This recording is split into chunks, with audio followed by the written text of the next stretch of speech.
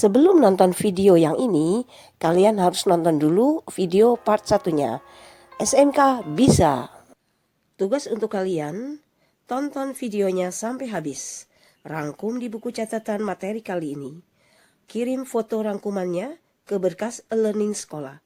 Perhatikan pertanyaan yang harus kalian jawab di kolom komen YouTube ini. Selamat belajar. Assalamualaikum warahmatullahi wabarakatuh. Kita lanjutkan materi kita. Bab 2, perlindungan dan penegakan hukum. Ada 3 subpokok bahasan yang akan kita bahas, yaitu hakikat perlindungan dan penegakan hukum. Yang kedua, peran lembaga penegak hukum dalam menjamin keadilan dan kedamaian. Dan yang ketiga, dinamika pelanggaran hukum. 3 subpokok bahasan ini yang akan kita bahas sama-sama ya.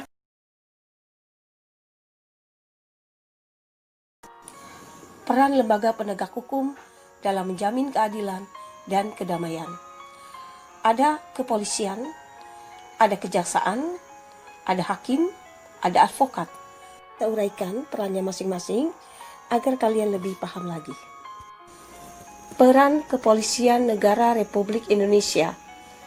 Tugas dan wewenang pokok Kepolisian Negara Republik Indonesia yaitu memelihara keamanan dan ketertiban masyarakat, menegakkan hukum, memberikan perlindungan, pengayoman, dan pelayanan kepada masyarakat.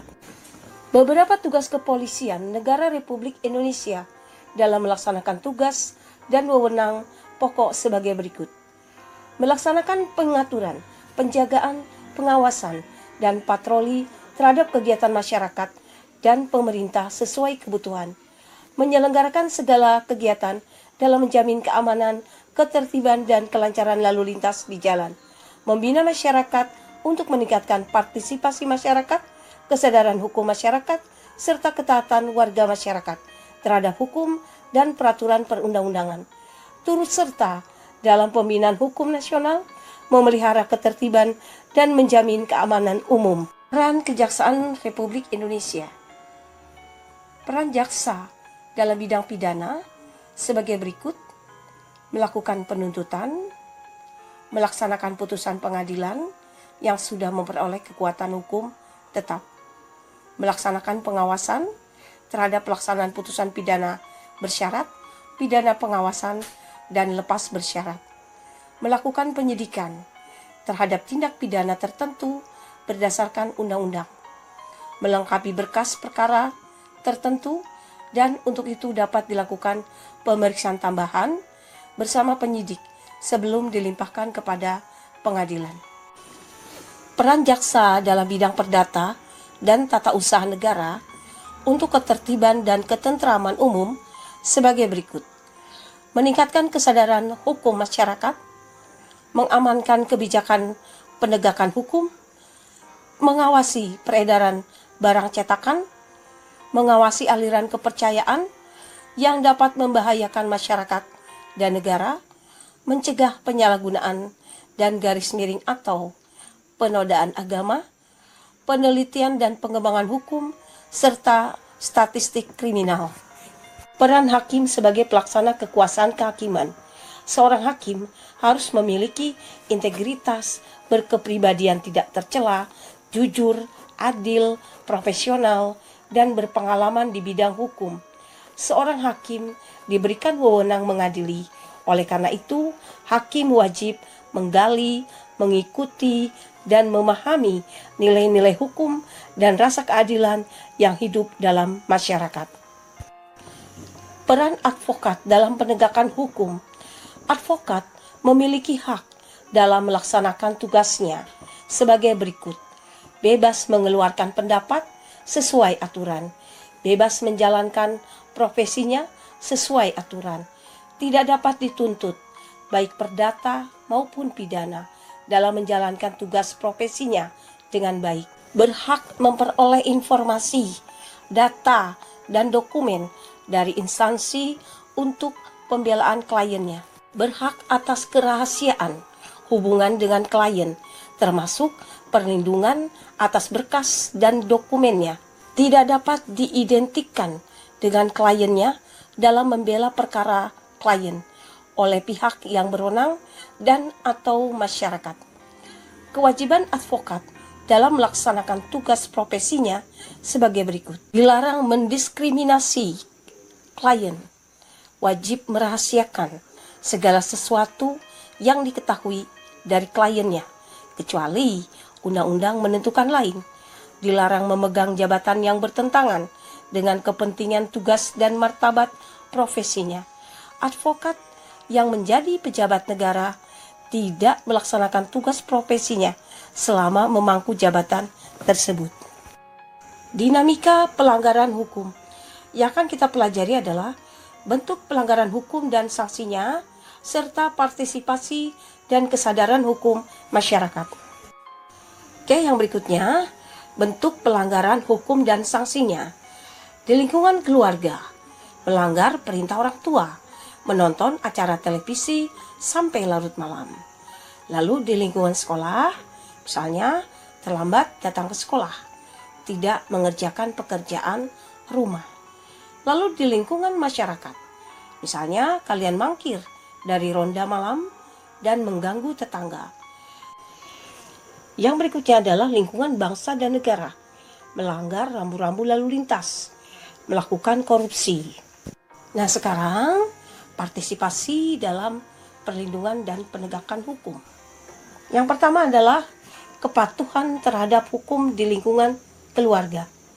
Misalnya, kalian menaati perintah orang tua, saling membantu antar anggota keluarga, melindungi anggota keluarga. Lalu kepatuhan terhadap hukum di lingkungan sekolah, misalnya kalian membantu teman, atau bisa saja kalian menaati peraturan sekolah. Lalu yang berikutnya, kepatuhan terhadap hukum di lingkungan masyarakat. Misalnya kalian menyerahkan pelanggar hukum kepada polisi, lalu mengikuti kegiatan siskamling atau menjaga hak-hak tetangga. Lalu lingkup yang lebih besar lagi terhadap bangsa dan negara. Nah, ini bisa kita lakukan, misalnya menaati rambu-rambu lalu lintas, atau kalian bisa mengikuti kegiatan pemilihan umum serta menjaga fasilitas umum. Nah, itu beberapa contoh kecil yang bisa kalian lakukan dalam kehidupan di rumah, di sekolah, di masyarakat maupun berbangsa dan bernegara. Seperti yang sudah Ibu kasih tugas di Moodle. Tolong nanti komen di sini, sebutkan namanya, kelas berapanya, lalu sudah mengirim tugas apa belum di Moodle. Nanti jangan lupa di-subscribe, ditekan loncengnya, notifikasi, lalu like-nya dan share ke teman-teman kalian agar tidak ketinggalan informasi. Macam-macam sanksi atas pelanggaran hukum, yaitu sanksi norma agama. Sanksinya adalah dosa kalau kita melanggarnya. Lalu yang kedua, sanksi norma kesusilaan. Maka kita akan merasa malu dan merasa bersalah. Dan norma kesopanan, sanksinya akan dikucilkan, akan dicemoohkan oleh masyarakat. Dan yang paling tegas adalah sanksi norma hukum. Kita akan kena denda dan penjara. Menurut Surjono Sukamto, keberhasilan proses perlindungan dan penegakan hukum tidaklah semata-mata menyangkut ditegakkannya hukum yang berlaku. Beberapa faktor keberhasilan proses perlindungan dan penegakan hukum, yaitu yang pertama, hukum adalah undang-undang yang dibuat tidak boleh bertentangan dengan ideologi negara. Yang kedua, penegak hukum, yakni pihak-pihak yang secara langsung terlibat dalam bidang penegakan hukum.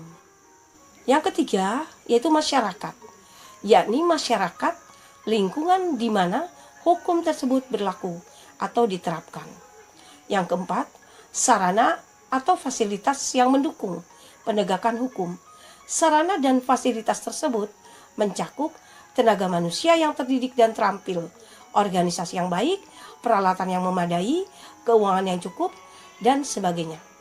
Dan yang terakhir adalah tentang kebudayaan, yakni sebagai hasil karya, cipta, dan rasa yang didasarkan pada karsa manusia di dalam pergaulan hidup.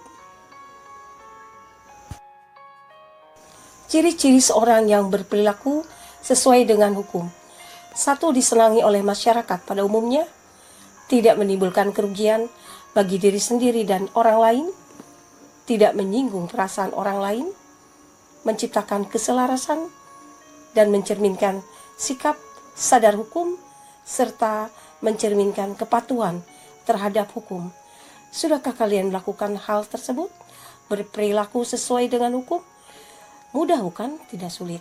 Silakan kalian implementasikan dalam kehidupan kalian sehari-hari. Wassalamualaikum warahmatullahi wabarakatuh.